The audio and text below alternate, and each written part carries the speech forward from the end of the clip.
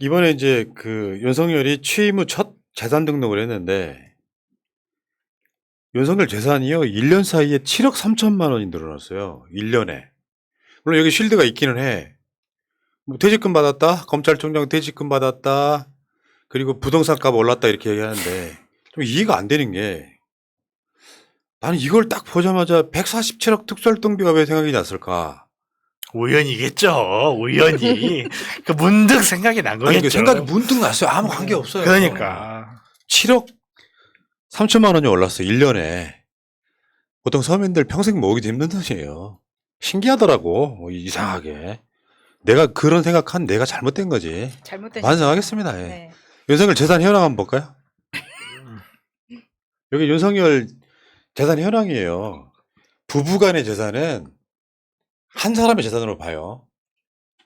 그러니까 윤석열이 검사하면서 뭐 2천만 원밖에 없었다라고 하는 거 이번에 또 쌩 거짓말인 거 드러났습니다. 예금이 김건희 예금이 49억 9,993만 원이라 거의 5억 50억이네. 7만 원 모자라. 이번에도 오늘 이자 붙어가지고 50억 됐어요. 그리고 윤석열 명의의 예금이 5억 2,595만 원. 그리고 김건희 토지가 3억 정도 되고요.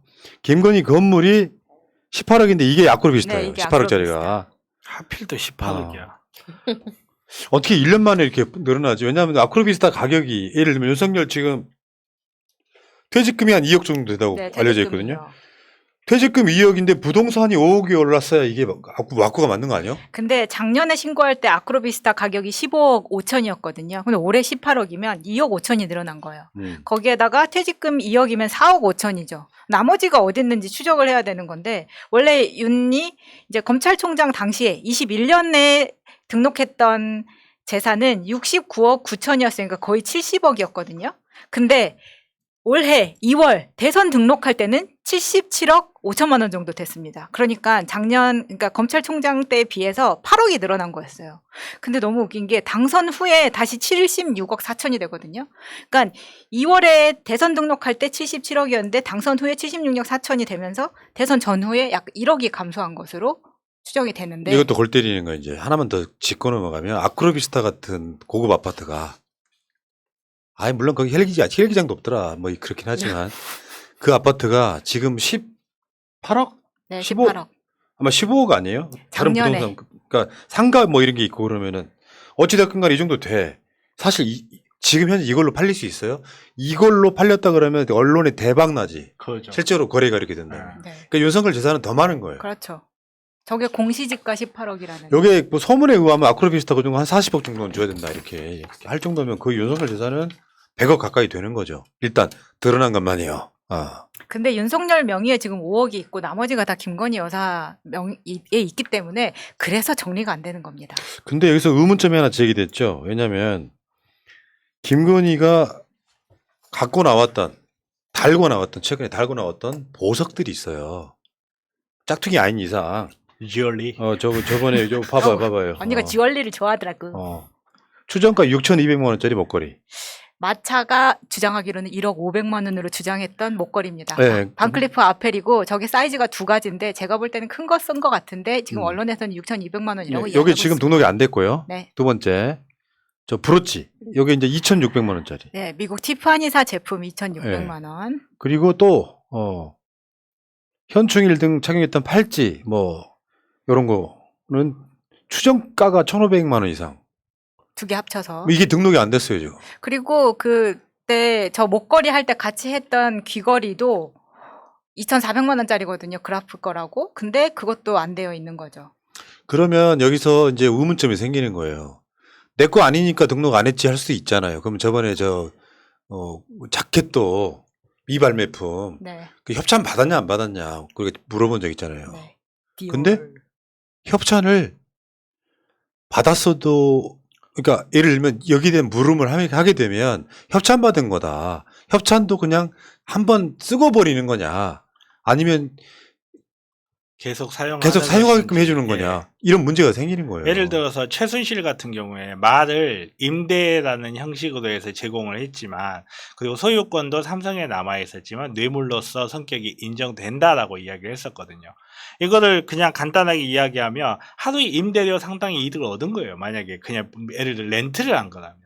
그러면 김영란법도 문제가 또 발생할 수가 그렇죠. 있죠. 물론 이분들이 그러셨을 리는 없는데 이분들의 인품이 그러실 분들은 아닌데 그런 쓸데없는 의혹이 생길 수 아니 있다라는 근데 궁금증을 안 가질 수가 없는 거죠. 언니가 분명히 그렇게 말했단 말이에요. 명품을 입어야 할 일이 있으면 내 돈으로 사겠다. 이게 기사화도 되었고 본인이 이렇게 말을 했기 때문에 그러면 본인이 샀으면 이것도 재산에 등록을 해야 된다는 그렇죠. 이야기죠. 예, 등록을 해야 되는 거죠. 만약 본인이 샀다면. 예를 들어서 예전에 그런 문제가 있었어요. 그 나 모시기 의원인데 내가 이름이 잘 기억이 안 나. 나 꼭 모시기인데 내가 말하게 만들려고 이런다. 그 반지 다이아 반지 2캐럿짜리 700만 원에 등록했다고 난리가 난 적이 있거든요. 이 캐럿이 700만 원일 리 없다. 그렇죠. 예. 그게 무슨 공업용이어가고 입맛 살상용으로 사용되는 게 아닌 한은 그럴 리가 없다. 난리가 났던 적이 있는데 비슷한 논의가 될 수 있는 거거든요. 이게 얼마짜리냐? 이게 과연 누구의 소유냐? 만약에 사용한 것이라면 어떤 권한을 가지고 사용을 했느냐? 뭐 PP를 하는 것도 아니고 지금. 아니 그랬는데 명품 이 정도 가격이면은 렌트 하는데도 비용이 많이 드는 거잖아요. 그러니까요. 그러니까 네. 그래서 김영란법이 위반이라는 그게 거죠. 예를 들어서 렌트를 정당한 렌트비를 냈다면 모르겠지만 만약에 렌트비를 내지 않았다면 그걸 임대함으로써 얻은 이득 상당, 임대비 상당액이 뇌물이라든지 아니면 다른 비용으로서 인정이 될 수 있다는 거죠. 그 대표적인 애가 최순실의 말인 예. 거고. 자, 그리고 하나 더. 저번에 대선 때 제기됐던 거. 30년 동안 모든 돈을 모아도 8억이 안 돼요. 모은 재산을 한 푼도 안 쓰고 모아도 8억이야. 8억이 안 돼. 근데 김건희는 현찰만 지금 50억을 갖고 있고 윤석열은 현찰을 5억 갖고 있습니다. 5억. 아, 매우 훌륭해요. 이런 그 재테크 솜씨는 좀 배우고 싶어요. 책 한 권 쓰면 대박 나겠어 아주. 그러니까. 평생 8억을 안 먹고 안 쓰고 하면 보통 죽죠. 굶어서 죽죠. 네, 아직도 살아있는 거 보면 얘 이전에 그 법조계의 재산들 리스트 쫙 뽑았을 때 1위가 판사였는데 500억 나왔던 적이 있습니다. 그거 어떻게 알았느냐? 배우자가 비상장 주식의 정보를 알고 거기에 주식을 왕창 사가지고 완전히 대박 난 케이스거든요. 저는 이게 은근히 판사, 검사 쪽에서 이런 것들 왕왕 나타나더라고요. 김건희는 어떻게 50억 재산을 모았을까? 근데 하필 또 주가 조작 의심이 있어. 아니 그것뿐만 아니라 그 코바나 컨텐츠 관계회사들이 왜 대통령실이나 관저에 공사를 했을까? 근데 왜 그렇게 비용이 많이 들어갔을까? 그러니까요. 496억을 쓰고 왜 돈을 더 달라고 하고 있을까? 이런 생각을 하니까 물론 그 상황에 이게 떠오르는 것 자체가 내가 나쁜 놈이지. 나쁘네 정말. 인정하겠습니다. 자, 그리고 야, 그 금융위원회 부위원장은 292억이에요 재산이. 대단들 하십니다. 그 이쪽 정부는 292억이 제일 많고 그 밑으로 탑3가 뭐 120억 다 이런 수준입니다. 외국의 아파트도 가지고 있는 경우가 많고 뭐 과기부 장관 같은 경우에는 본인이 반도체 관련해서 특허를 얻은 게 있기 때문에 그게 한 120억 정도 되더라고요. 그런 경우는 온당하지만 지난 정부 때 어떻게 했습니까? 집이 하나 가지고 있지만 하나는 지방에 자기 지역구에 가지고 있어도 서울에 있는 집 팔라고 난리를 쳤었던 사람들이에요. 근데 본인들 가지고 있는 거는 넘쳐나는 겁니다. 자, 김태효 국가안보실 1차장 120억. 이명박의 아이들. 돈봉투에 김태우. 아, 근데 이제 우리가 이제 이거랑 상관없이 얘기 한번 해보면 정보를 쥐고 있거나 검사가 수사 중에 정보를 알게 되거나 판사가 재판 중에 정보를 알게 돼서 주식 투자해가지고 대박 나신 분들 굉장히 많거든요. 은근히 많더라고요. 누가 그런 얘기 했잖아요. 그 검사 사이 하나 되면 재벌 된다고. 그리고 그 검사 사이 둔 어떤 사람이 본인도 검사 출신인데 나중에 뭐 재산 막 불리고 이랬다는 이야기가 있죠. 누구라고 이야기 안 해요. 뭐 돈이 많은 것까지는 어떻게 비판을 할 수가 없는데 이 사람들의 대부분의 그 자산이 또 부동산이잖아요. 그러면 앞으로 정부의 부동산 정책이나 이런 것들이 어떻게 갈 것인지 그거를 면밀히 봐야 된다고 생각합니다.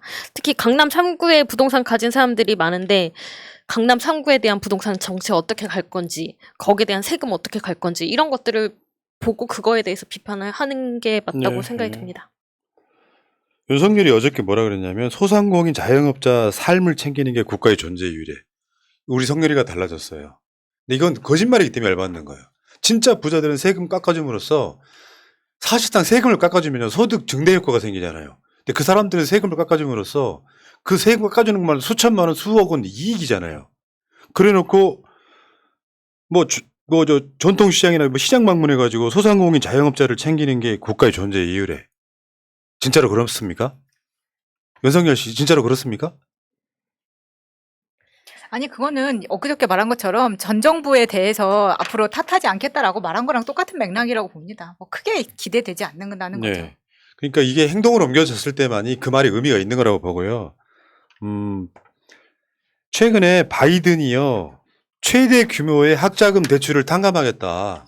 미국에서도 대학 다닐 때 학자금 대출이 있나 보죠? 여러분 놀라시지 않으세요? 미국이 그런 자본주의 국가이기 때문에 이런 상황이 한국하고 똑같이 벌어지는 거예요. 북유럽 같으면 있을 수 없는 일이야. 거의 대학 공짜로 가거든. 무료로 가거든요. 그랬더니 공화당이 이게 사회주의다 그래. 한국하고 똑같죠. 만약에 대학교 때 학자금 받았던 그 대출을 탕감해 주겠다고 하면 우리나라에서도 국민의힘이 사회주의 아니냐, 빨갱이 아니냐 이렇게 이야기하잖아요. 놀랍지 않습니까? 근데 미국도 원래 예전에는 학자금이 거의 무료였다고 해요. 그 주에서 무료로 이렇게 교육을 하게끔 해줬는데 여기도 정권이 바뀌면서 점점 이제 무상교육에 대한 이런 정책들이 없어지면서 굉장히 이제 고가의 학비를 내게 된 거죠. 우리도 교육 정책을 잘못 만들면 어떻게 되는 건지를 여실히 볼 수 있는 사안이 아닌가 싶습니다. 아니, 네. 1인당 최대 2,700만 원. 그래서 4,300만 명이 혜택을 받게 하겠다. 이게 지금 코로나 이후에 양극화 때문에 네. 미국 정부가 칼을 빼댄 거거든요. 이렇게라도 해야 되는 거죠. 네, 미국은 이게 상당히 심각해요. 왜냐하면 대학을 졸업하면 기본 1억 정도의 대출을 안고 시작을 하고 그것을 이제 직장 생활하면서 갚아 나가는 상황이거든요. 이 정도 2,700만 원 해주는 거는 상당히 합리적이라고 생각합니다. 네. 진짜 윤석열은 말로만 서민 이야기하지 말고 지금 재산도 1년 만에 7억 얼마 늘으셨는데 바이든 따라할 생각은 없냐고요. 윤석열 재산 7억 는 것보다 부자들 감세해주고 서민들한테는 뭔가 이렇게 쇼만 하는 것 좀 안 했으면 좋겠다. 지구상 최대 자본주의 국가 미국에서도 이런다고요. 지금 그럼 윤석열이 뭐 꼭 바이든을 따라하는 게 아니더라도 청년들 문제, 학자금 대출 받아가지고 사회 나갔더니 빚 갚느라고 신용 불량자 되고 이런 거를 한 번쯤 이렇게 할 법한데 말만 시장 가가지고 정부의 존재 이유가 소상공인 자영업자를 챙기는 것이다 이렇게 그렇죠. 표현하면 참. 지난번에 바이든 왔을 때도 나와 바이든의 생각은 100% 일치한다라고 이야기를 했었기 때문에 그게 너무 뇌리에 박혀가지고 이렇게 했었으면 좋겠네요. 자 그리고 뭐 짜투리 뉴스 같은 건데요. 윤석열 장모 최은순의 수표금 반환 소송을 최은순이 패소했어요. 패소. 오랜만에 하나 패소하는 소식을 듣네요. 네. 민사소송인데 이게 4억 9,545만 원 돌려줘라 이거예요. 거의 5억 가까이. 예, 5억 정도. 5억 정도 돌려줘라. 이것도 오늘 5억 됐죠. 이자가 붙어가지고. 근데 이게 그 수표금 반환이 위조 잔고 증명서하고 관련되어 있는 거 아닌가요? 맞아요. 네. 근데 이게 위조 잔고 증명서는 민사 책임도 인정을 받았는데 그럼에도 불구하고 잊지 말아야 될 게 우리가 그 취임식에 VIP 중에서 이 위조 잔고 증명서의 공범으로 있었던 김모 씨, 모예성 씨 이분이 지금 들어가 있었거든요. 예. 그러면 같은 책임을 좀 져야죠. 이렇게 활개를 치고 돌아다닐 게 아니라. 그러니까 뭐 이런 사람들한테 몇 억은 얼마야. 최은순만 해도 이미 최은순 일가 김건희 포함해가지고 갖고 있는 부동산이 1,000억대가 넘는다는 게 밝혀졌잖아요. 미니 신도시급. 거기에는 지금 김건희가 그 재산 신고한 것은 들어있지도 않아. 또 어디가 얼마가 들어있을지도 몰라요. 윤석열 보세요. 2천만 원밖에 없는 검사라 그랬는데 막상 까보니까 현금이 5억이나 있잖아요. 네, 대통령쯤 되면은 진짜 그 부모와 장모, 장인의 재산까지 좀 다 공개를 해야 되는 거 아닙니까? 네. 국회의원은 아니더라도. 자, 알겠습니다. 이 이야기는 여기까지.